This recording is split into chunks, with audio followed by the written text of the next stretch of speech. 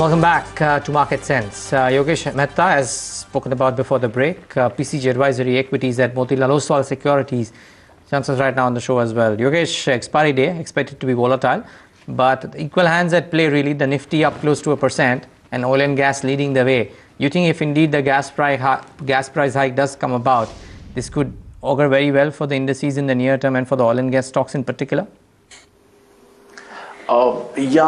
Particularly for oil and gas sector, if we are talking, then yes, it will augur well, because we are looking at and expecting that 1.75 to $2 price hike here, and which will augur well for ONGC in particularly, plus Reliance and Oil India altogether. So overall sentiment will remain bullish with this kind of positive news flows. So overall, I think yes, definitely oil and gas sector should be beneficiary from here on.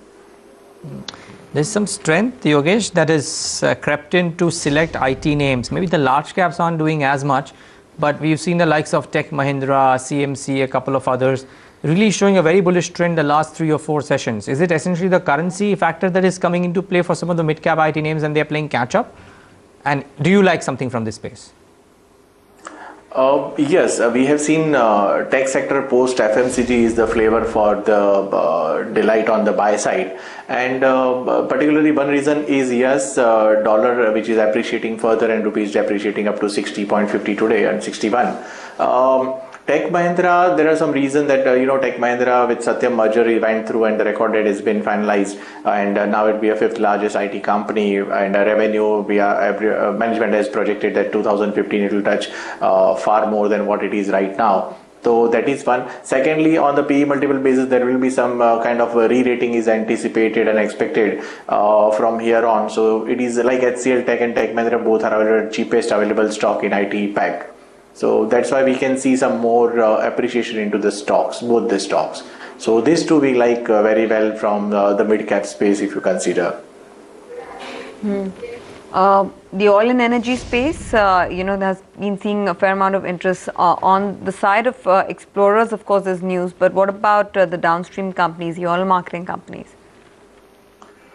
Per se, OMC company will not have much on an impact here, because right now all the subsidy has been passed on from the ONGC and ONGC in particular majorly, and rest by the government. So from here on with this development, nothing for sure for the oil marketing company, unless you see some CNG prices hike which is already there, but it is not much meaningful for them as a stock price appreciation.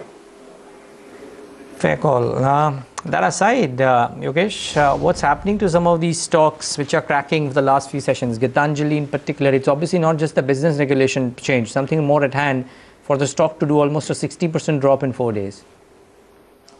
Maybe you are right, but it is not in our coverage, and not sure about maybe regulation would have impacted this company. But we don't have any coverage on the stock, and we can't comment on that. Fair call. What about consumption? We were reading reports today about how the currency impact would probably hurt the margin guidance for some of the companies like Dabur, for example. But while these have been safe havens, you think the premium multiples that some of these companies are enjoying could continue? FMCG per se sector is still enjoying high P multiple, and the growth is visible like what is there in Hindustan Lever by 5-6% volume growth, and even Dabur is fairly attractive at 154 levels. But premiumization on P multiple is a little difficult to say, because right now all are quoting at around 34 to 35, say 30 to 35 P multiple price range, and which is quite on the expensive side. So if you consider stock price appreciation is very much, scope is very limited from here on. So maybe further 5 to 6% appreciation could be possible in a year's time, but you have better space available where you get better returns. So what is it that you are recommending, Yogesh, to the private client group currently? I mean, from the mid-cap space, anything that you were telling people to buy? Particularly if you are talking about mid-cap space, then Tech Mahindra is the one which we are very bullish on, and that is what we are recommending on the IT space. And on the pharma front, we are looking at not really mid-cap but mid-size companies. Glenmark is again which has corrected now. from 580 to 515 yesterday. That is also looking little attractive from here on for short-term opportunities. So, and as well as long-term investment bet. So on the sectorial front, these are the two stocks which we are recommending, and rest are on the large cap side. All right, Yogesh, thanks very much for joining us and giving us your recommendation and thoughts on the market. Prakash, what is it that you'd recommend at this hour?